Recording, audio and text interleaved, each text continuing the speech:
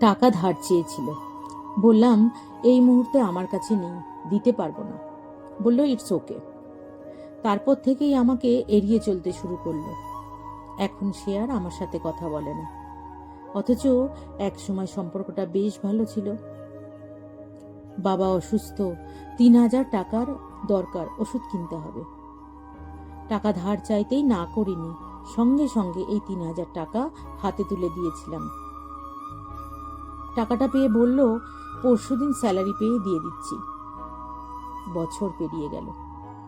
একদিন আমার দরকার, এই টাকাটা চাইলাম। বলল, এতটা নীচ মন, এই কটা টাকা আমি কি দিতাম না? তার জন্য চাইতে হলো? এমন ভাবে সে বলল যেন টাকাটা চেয়ে আমি বিরাট অপরাধ করে ফেলেছি। আমি আর টাকাটা পাইনি তার থেকে। আমি এখন তার কাছে অচেনা মানুষ। এই তো সেদিন ফটোশুট করবে বলে আমার শখের ক্যামেরাটা কয়েকদিনের জন্য চেয়ে বসলো একজন। শখের জিনিস, তাই দিতে রাজি হলাম না। ইনিয়ে বিনিয়ে সে আমাকে অনেক কথা শুনিয়ে শেষে বলে গেল, মানুষ খুব স্বার্থপর। তারপর থেকে আমি আর তার ফ্রেন্ড লিস্টেই নেই। খুব ভালো ভালো কথা বলতো সে। আমি ভাবতাম ও আমার আপনজন। সেদিন ফোন করে বলল, আমার পোস্টটা তোমার পেজে শেয়ার করে দাও। বললাম, চেষ্টা করব। তার পোস্টটা শেয়ার করলাম না বলে সে আমার সাথে কথা বলাই বন্ধ করে দিল। সম্পর্কের সমীকরণ বদলে গেল তারপর থেকে। এখন আর সম্পর্কটাই নেই তার সাথে। পড়ার জন্য একটা বই চেয়ে নিয়ে গেল, বলে গেল 1 সপ্তাহ পর পড়ে ফেরত দিয়ে যাব। মাস 7 পর আমি নিজে থেকেই বইটা চাইলাম। বলল, এ তো আর মহামূল্যবান রত্ন কিছু না, সামান্য একটা বই তো, না চাইলেও দিয়ে দিতাম।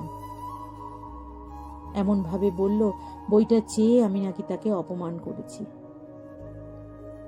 এখন দেখা হলে মুখ ফিরিয়ে চলে যায়, আর কথা হয় না। আমার লেখা পড়ে একজন ভীষণ প্রশংসা করত, সুন্দর সুন্দর কমেন্ট করত। আমাকে বলতো, এমন লেখা আমাদের বেঁচে থাকার রসদ যোগায়। সেই সূত্রেই তার সাথে আমার পরিচয়। আস্তে আস্তে খুব ভালো সম্পর্ক তৈরি হয়ে গেল। এতটাই নিজের হয়ে গেল, আমি তখন তার সব থেকে বড় কাছের বন্ধু। একদিন সে নিজে একটা গল্প লিখে পাঠিয়ে বলল, তোমার পেজে লেখাটা পোস্ট করে দাও না। আমি তার লেখাটা পোস্ট করলাম না বলে আমি হয়ে গেলাম তার প্রতিদ্বন্দ্বী।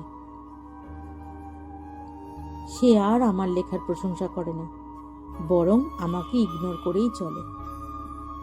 হ্যাঁ, এটাই হয়। এইভাবে পরিচিত কত মানুষ অপরিচিত হয়ে গেছে। চেনা খাতায় যাদের বন্ধু বলে আপনজন বলে জেনেছিলাম, তারা কত সহজেই চিনিয়ে দিয়ে গেল। তারা আসলে আমার কেউই নয়। কে বলেছে খারাপ ব্যবহার করলে মানুষ জীবন থেকে চলে যায়? মানুষ চলে যায় নিজের স্বার্থ পূরণ না হলে। আপনি যখন উচিত কথা বলবেন, সত্যের পথে হাঁটবেন, মুখের ওপর না বলবেন, নিজের ভালো থাকার কথা চিন্তা করবেন, তখন মানুষ কিছুতেই আপনাকে পছন্দ করবে না। শুধু দেখবেন সব থেকে চেনা মানুষটা কত তাড়াতাড়ি অচেনা হয়ে গেল। জানেন, এরা জীবন থেকে চলে গিয়ে খারাপ লাগে ঠিকই, তবে আফসোস হয় না। নিজের মনের কাছে যখন সৎ থাকবেন, তখন এই সংকীর্ণ স্বার্থের কাছে নিজেকে বিলিয়ে দিয়ে নিজেরকে উদার প্রমাণ করতে যাবেন না কখনো।